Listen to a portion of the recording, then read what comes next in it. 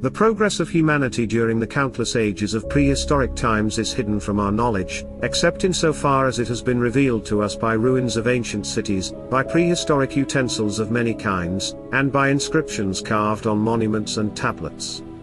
Inasmuch as the most important employment of humans from the first breath to the last has always been the struggle to preserve life, inasmuch as the endeavor of primeval humans to defend themselves against wild beasts must have been extremely bitter, and inasmuch as people eventually achieved the mastery over them, one seems forced to conclude that they overcame wild beasts by employing some means to assist bodily strength, and that probably our first invention was a weapon. The first evidences of achievements that we have are rude implements of stone and flint, evidently shaped by some force guided by some intelligence, doubtless the force of human hands, guided by the intelligence of human minds. The first weapon was probably the fist hatchet, a piece of sharpened flint about 9 inches long, that was grasped in the hand. At some time during the centuries of the Old Stone Age, someone invented a much finer weapon, that continued to be one of the most important that was known, until the invention of the gun, and is used even now. This is the bow and arrow. How the bow and arrow came to be invented we have no intimation. The invention of the club and spear did not probably involve much creative effort, so simple were those instruments, and so like the branches that could be broken from the trees. Yet, to the untrained mind of the primeval savage, the idea of sharpening a straight branch of wood into a fine point at the end, in order that penetration through the skin might be facilitated, must have come as an inspiration. The invention of the bow and arrow was one of the first order of brilliancy, and would be so even now. It is not easy to think of any simple accident as accounting for the invention, because the bow and arrow consists of 3 entirely independent parts: the straight bar of wood, the string, and the arrow, for the bow was not a bow until the string had been fastened to each end, and drawn so tight that the bar of wood was forced into a bent shape, and held there at great tension.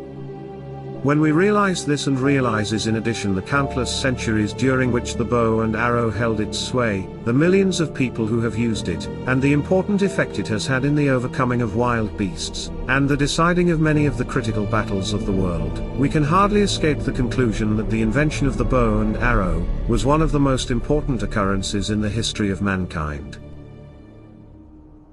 A still more important occurrence was the invention of making fire. Probably less inventive effort was needed for this than for the bow and arrow, for fire could be seen in the lightning and in trees struck by lightning, and in the sparks that came forth when 2 hard stones were struck together.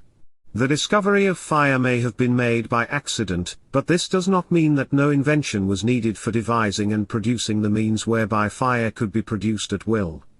To note the fact of a phenomenon, say the production of fire when stones are accidentally struck together, or the falling of an apple from a tree, requires no special effort, and of itself brings forth no benefit, but to reason from the appearance of the sparks to the production of an apparatus for making fire at will, or to reason from the falling of an apple to the enunciation of Newton's law of gravitation, is the kind of successful mental effort that has produced the effects which it is the endeavor of this humble address to indicate.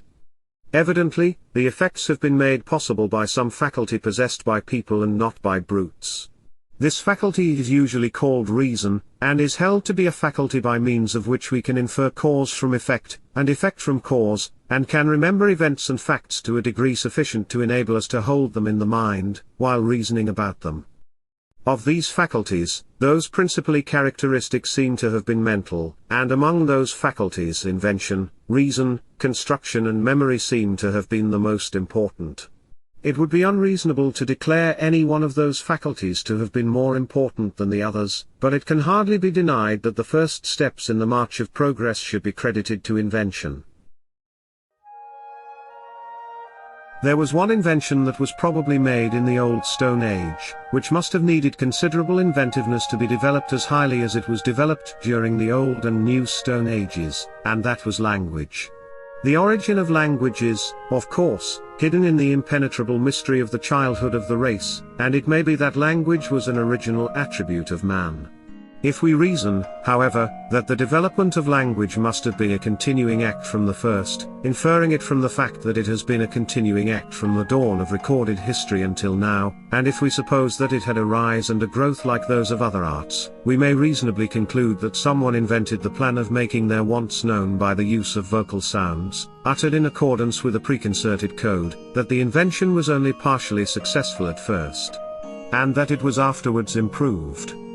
That language was not a natural gift, but rather the result of an invention and subsequent development, is suggested by the fact that a child has to be taught to speak, but does not have to be taught to exercise his natural functions, such as breathing, eating, drinking, walking, etc. Which was the first invention ever made? There is, of course, no means of ascertaining, but it seems obvious that that of language must have been among the first. The invention of weapons we may easily imagine to have been actually the first, called for by the necessity of defense against wild beasts and other people. Following the defense by individual men of their individual lives, it seems logical to suppose groups banded together in their common defense against common foes. To further their joint action, what would be more valuable than a language consisting of vocal sounds, arranged in accordance with a simple code, as a means of conveying information, issuing warnings, and giving signals in emergencies, to ensure concerted action? The crowning invention of prehistoric society was that of writing, for it lifted us out of the dependence on oral teachings, with their liability to error and forgetfulness, into a condition in which the facts and experiences of life, and the reasons for failure or success, could be put into permanent form, and supply sure bases from which to start on any line of progress in the future. The production of the art of writing seems to have been a pure invention, and it has always been so regarded. When we realize how entirely novel an undertaking the production of writing was, and that there is no process of mere reasoning by which one could arrive at a decision to produce it, we seem forced to conclude that it must have been caused by one of those inexplicable conceptions that imagination puts into the mind, and that constitute an inspiration. We of the present day plume ourselves greatly on our achievements in invention, and point to the tens of thousands of scientific appliances, books and works of art with which we have enriched our civilization.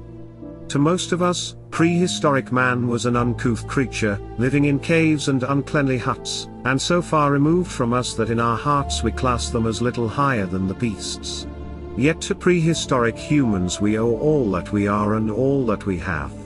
The gift of life itself came to us through them, and so did not only our physical faculties, but our mental, moral and spiritual faculties as well. It was prehistoric people who invented the appliances without which the wild beasts would not have been overcome, and the enemy kept at bay, by means of which the soil was tilled, and boats were made to move upon the water, and villages and towns were built. It was prehistoric humans that started the race on its forward march, and pointed it in the direction in which it has ever since advanced.